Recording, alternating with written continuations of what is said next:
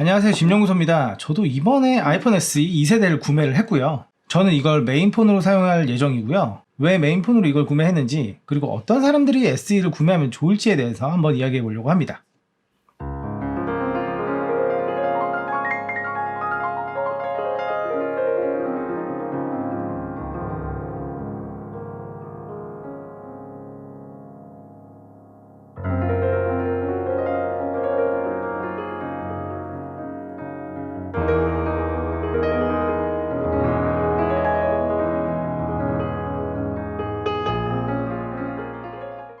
저는 기존에 3GS부터 아이폰을 사용했던 유저였고요. 맥은 한 10년 정도 사용했습니다. 그렇게 계속 아이폰을 사용해 오다가 이제 6S를 한 2년 정도 사용했을 때쯤에 아이폰 X이 142만원에 출시가 됐었고, 그때부터 시작된 애플의 고가 정책에 약간 허탈함을 느끼고 있었죠. 그래서 조금 더 존버해보자 싶어서 6S를 1년 동안 더 사용했는데, 그때 좀 깨달은 게 있어요. 일단 기기 할부금이 2년 지나서 빠졌으니까 핸드폰 요금에서 4만원, 4만 5천원 정도가 빠졌고요. 게다가 규칙적으로 1년에서 2년 사이에 항상 핸드폰을 바꿨는데, 이걸 한 3년을 써봤는데 글쎄 저는 아예 못 쓸 줄 알았는데 생각보다 쓸만 하더라고요.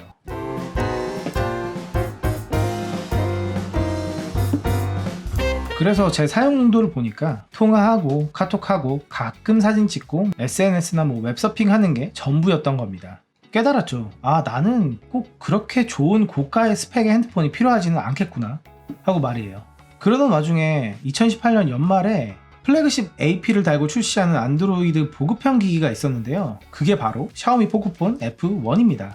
그 당시 최상급 AP인 스냅드래곤 845에 6기가 혹은 8기가를 달고 나온 이 제품의 가격대가 무려 30만원대. 30만원대니까 재미로 사보자 해서 한번 구매해봤고요. 써보니까 괜찮아서 오늘 지금까지도 사용하고 있었어요. 이 포코폰도 사실은 이 SE, 아이폰 SE와 굉장히 공통점이 많아요. 인도를 타겟으로 제작되었고 폼팩터에서는 원가 절감을 했지만 현존 가장 높은 AP를 탑재해서 실사용에서는 전혀 문제가 없게 했다는 점이죠. 이 포코폰은 그래서 안드로이드 체험용으로는 아주 제격이었습니다. 제 실제로 안드로이드를 사용해보니까 안드로이드가 상당히 좋더라고요. 다만 이 제품은 조금 저렴하다 보니까 기본기가 조금 부실한 면이 있었어요. 카메라 손떨방, OIS의 부재와 방수 방진이 없고 무선 충전이 안 되는 그런 점들. 게다가 무게가 조금 무거웠어요. 이 본체의 무게는 182g 정도 되고 케이스를 장착하면 대략 한 200g 정도 되는데 200g 정도 되니까 생각보다 손목에 조금 부담이 되더라고요. 그래서 다음 폰은 이 부분을 보완한 중저가 제품을 사야겠다라고 생각했는데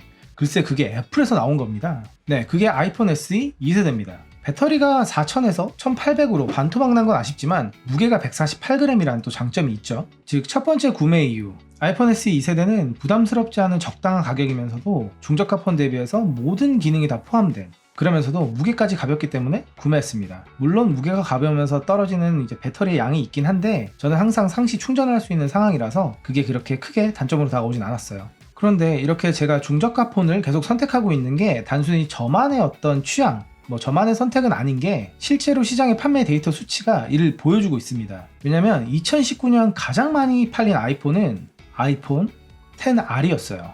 대놓고 아이폰 X과 아이폰 XS의 아래급 네이밍을 달고 출시했음에도 불구하고 소비자들은 전혀 개의치 않았죠. 4630만 대나 팔렸고요. 그 다음으로 판매된 2위는 아이폰 11, 3730만 대나 팔렸습니다. 그러니까 데이터를 봐도 사람들은 현존 최고의 플래그십을 비싸게 사기보다는 충분히 좋은 성능의 저렴한 제품을 원한다는 겁니다.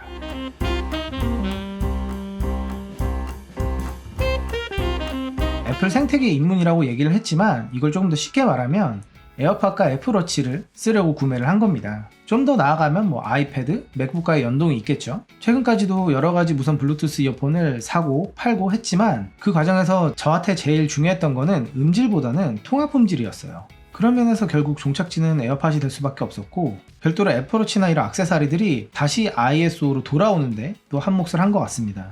그런데 왜 굳이 이때 SE 출시와 함께 애플로 넘어왔냐면요, 사실은 기존 제품 아이폰 11 이상과 에어팟 프로, 애플워치를 사서 전체를 구성했을 때 200만원 정도가 되는 그 비용이 조금 부담스럽긴 했었어요.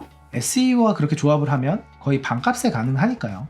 물론 중고로 조합을 하면 더 저렴하겠지만 중고는 조금 논외로 할게요. 즉 두 번째 구매 이유, 여러가지 애플 액세서리와 연동을 해보기에 이 SE가 또 가장 저렴하기 때문입니다. 저는 이 두 가지 이유로 이 SE 구매를 결정하게 되었고요. 이렇게 두 가지 말씀드린 것처럼 모바일 시장이 이제 무조건 플래그십을 지향하는 방향으로 가고 있지는 않은 것 같아요. 이렇게 다양한 수요층이 있으니까 iOS 입문을 저렴하게 원하거나 혹은 가벼운 핸드폰이 필요한 사람에게는 이 SE 2세대는 꽤나 추천할 만한 기기가 아닌가 싶습니다.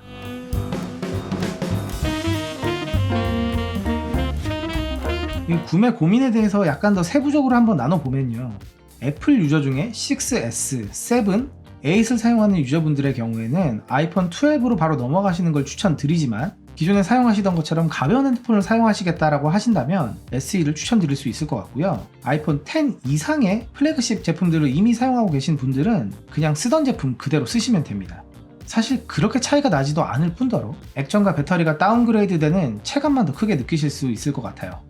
반대로 중저가폰 안드로이드 기기를 사용하시는 분들의 경우에는 만약 삼성페이를 사용하고 계시는데 그게 충분히 좋으시다면 그대로 쓰시는 걸 추천드리고요. 가장 큰 안드로이드의 장점이죠. 그러나 그게 아니고 에어팟과 애플워치 등의 액세서리들을 한번 사용해보고 싶으신 분들은 이 기회에 한번 넘어오셔서 한번 써보시면 되게 좋을 것 같아요. 어디에 중점을 두느냐에 따라서 구매에 대한 어떤 결정 포인트는 상대적으로 다 다를 수밖에 없기 때문에 제 의견은 그냥 참고만 하시길 바라겠고요. 핸드폰 사용의 비중이 상당히 높으신 분들은 그래도 플래그십으로 가시는 게 가장 좋다고 생각이 들어요. 제가 이 제품을 오늘 개봉했기 때문에 이 제품을 구매하게 된 이유에 대해서 한번 말씀을 드려봤고요. 다음 영상에서는 조금 더 디테일한 사용기로 찾아뵙도록 하겠습니다. 진영소였고요. 시청해주셔서 감사드립니다.